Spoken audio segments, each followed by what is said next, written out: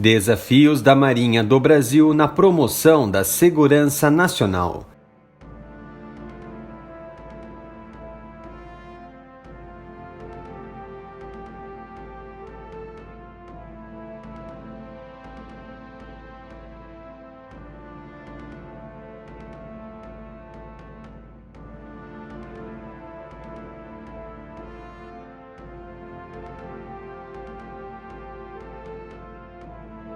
Em 2018, a revista da Escola de Guerra Naval da Marinha do Brasil publicou um artigo da excelentíssima Roberta Lopes da Cruz Antônio, advogada, mestre em Filosofia do Direito pela Pontifícia Universidade Católica de São Paulo, a PUC, e em Direito da Segurança Nacional com distinção pela Georgetown University, que trata sobre os desafios da Marinha do Brasil na promoção da segurança nacional, reflexo de uma crise nacional multidimensional.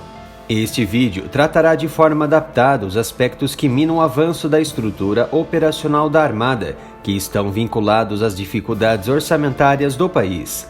No próximo vídeo serão apresentadas sugestões ao governo pôr em prática o que está descrito na Constituição brasileira.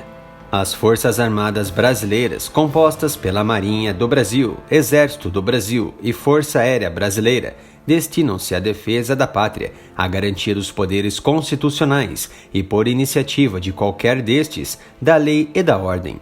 Em consonância com o disposto na Lei Maior, a Marinha do Brasil descreve como sua missão, como preparar ou reparar e empregar o poder naval, a fim de contribuir para a defesa da pátria, para a garantia dos poderes constitucionais e, por iniciativa de qualquer destes, da lei e da ordem, para o cumprimento das atribuições subsidiárias previstas em lei e para o apoio da política externa. Em 2005 e 2008, respectivamente, o governo brasileiro publicou os documentos que estabelecem as diretrizes que devem ser seguidas a fim de orientar a defesa no Brasil: a Política Nacional de Defesa, o PND, e a Estratégia Nacional de Defesa, o END. Enquanto a PND estabelece os objetivos de defesa nacional e direciona o Estado para alcançá-los, a END indica como deve ser implementado o estabelecido pela PND.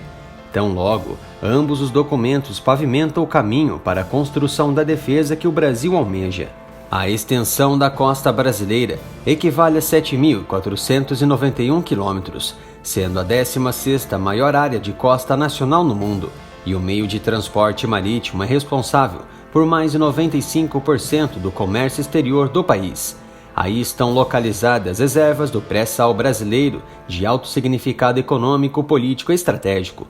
No intuito de cumprir sua missão, a Marinha do Brasil enfrenta vários desafios, sejam no combate a ameaças convencionais ou prevenindo a ocorrência das chamadas novas ameaças, como é o caso do terrorismo e da pirataria. As novas ameaças têm provocado crescente preocupação para vários países ao redor do mundo, no que se refere ao seu preparo. Entretanto, os investimentos advindos da conscientização para essa realidade não podem subestimar a continuada necessidade de proteção contra as ameaças tradicionais. A fim de cumprir sua missão relativa à promoção da segurança nacional, a Marinha do Brasil enfrenta diversos desafios, dentre os quais o problema orçamentário. As Forças Armadas, a fim de atingir seus objetivos futuros, comumente denominados de visão de futuro, demandam maiores investimentos. A concepção do Brasil como uma nação pacífica constitui um argumento comum utilizado por aqueles que apoiam cortes orçamentários na área de defesa. Tal lógica é, no mínimo, ingênua. Considerando a importância do transporte marítimo no Brasil para o comércio exterior, não é difícil imaginar o impacto na economia nacional caso uma dessas rotas vitais fosse prejudicada por alguma das novas ou tradicionais ameaças.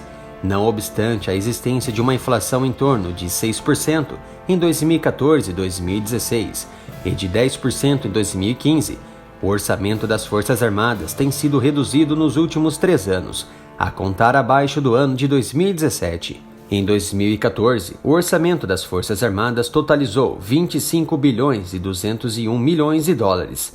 Em 2015, esse número baixou para 24 bilhões e 618 milhões de dólares. Em 2016, para 22 bilhões e 839 milhões e 17 centavos de dólares. Por óbvio que esse cenário paradoxal afeta negativamente o preparo da Marinha do Brasil, compreendendo a adequada manutenção de embarcações, a estrutura de instalações, como organizações militares em terra, e a capacidade de desenvolvimento de novas tecnologias.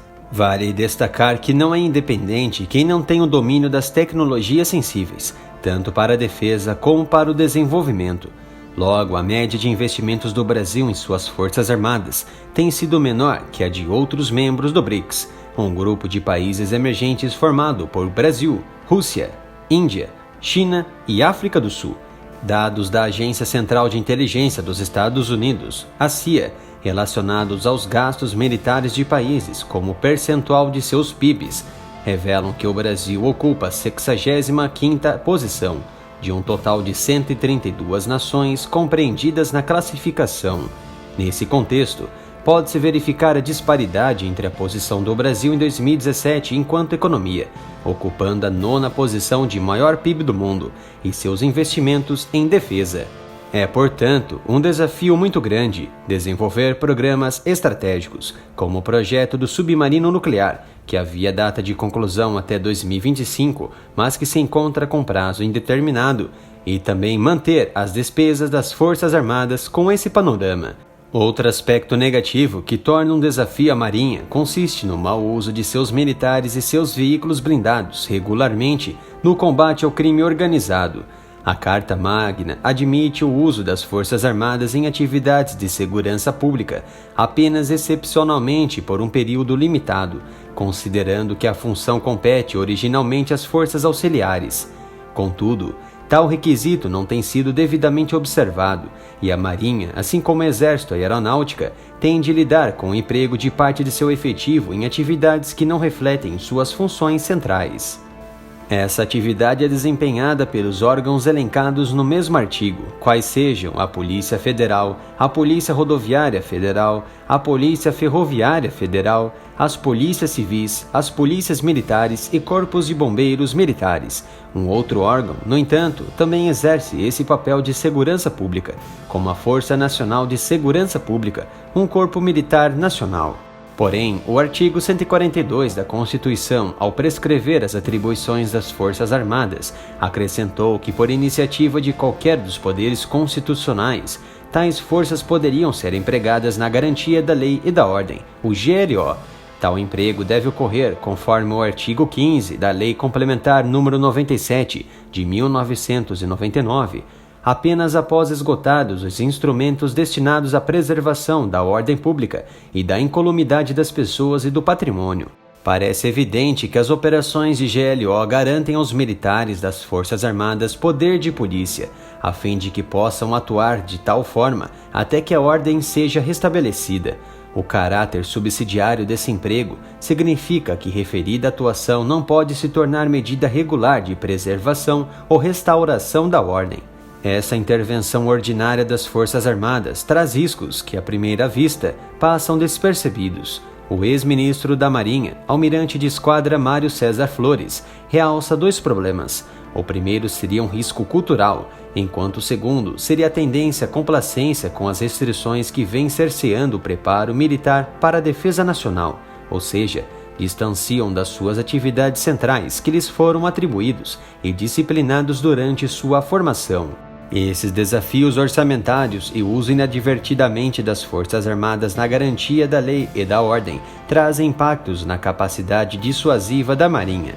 A principal finalidade em se ter uma força compatível com a relevância de seu país diz respeito à sua capacidade de inibir aventureiros, quer seja atores estatais ou não estatais, que pretendam causar qualquer dano ao Brasil de levarem a cabo seus planos.